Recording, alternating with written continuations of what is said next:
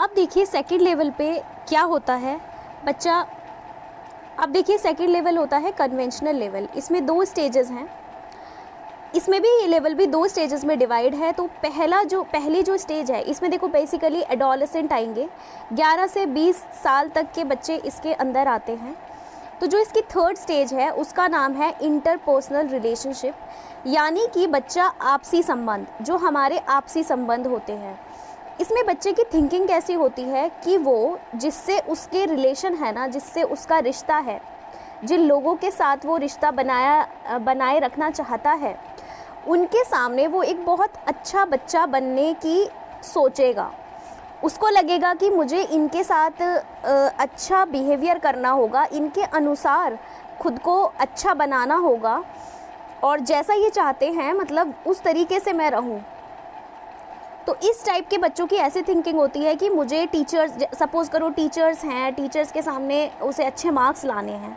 उसके लिए ये नहीं है कि मैं खुद के लिए सोचूं, नहीं, वो टीचर के सामने अच्छा बनेगा, यानी कि मुझे अच्छे नंबर लाने हैं तो इन टीचर के सामने मेरी इमेज अच्छी बनेगी, मेरे पेरेंट्स खुश होंगे, वो मेरे रिलेटिव्स जो हैं वो भी खुश होंगे।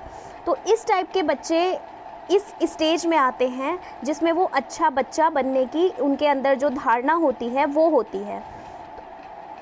तो अच्छा बच्चा बनने की जो धारणा आती है बच्चे के अंदर, वो थर्ड स्टेज में आती है, ठीक है।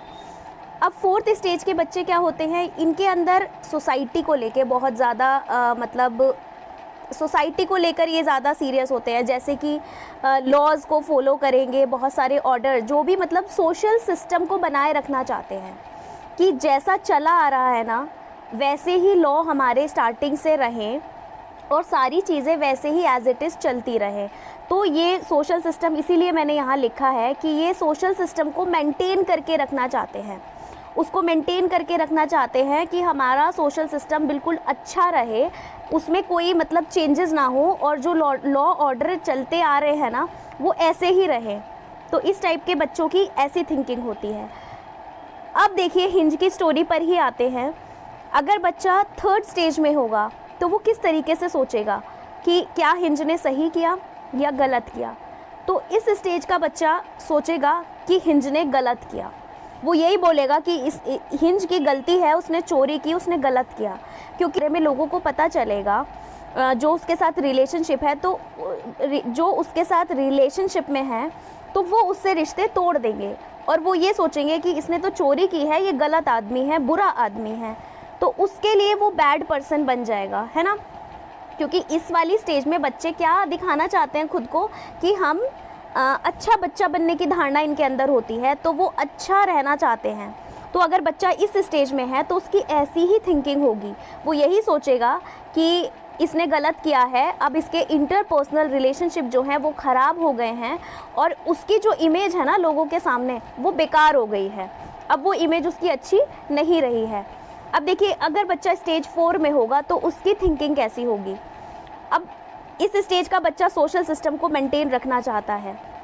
ये क्या बोलेंगे, ये बोलेंगे हिंज ने चोरी करके गलत किया, क्योंकि अगर इसी तरीके से सभी लोग चोरी करने लगें, भाई आज हिंज ने चोरी की है, कल उसे देख के कोई और करेगा, फिर तीसरा आदमी करेगा, चौथा करेगा, ऐसे करते करते पता नहीं कितने लोग केमिस्ट की दुकान से दवाइयाँ चुराना शुरू कर देंगे।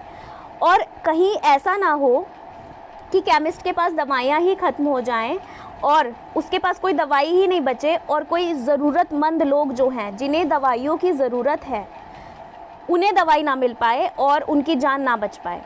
तो इनका ऐसा मानना होगा कि इस तरीके से पूरी सोसाइटी पे इसका बहुत बुरा प्रभाव पड़ सकता है कि उसने चोरी की है।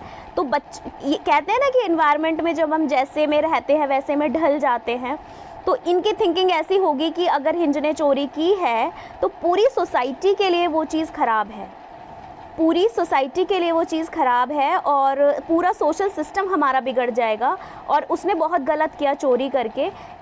आज उसने चोरी की है, कल कोई दूसरा चोरी करेगा, फिर पूरी सोसाइटी चोरी करना स्टार्ट करेगी, आसपास के सभी लोग। और अगर ऐसे ही दवाई चुराने लगे तो दवाइयाँ ही ख़त्म हो जाएंगी, केमिस्ट के पास दवाई नहीं बचेगी और किसी ज़रूरतमंद लोग जिसको दवाई की ज़रूरत है, सख्त ज़रूरत है, उसके लिए दवाई नहीं बचेगी तो उसकी जान भी जा सकती है, तो इसका बहुत बुरा प्रभाव पड़ेगा।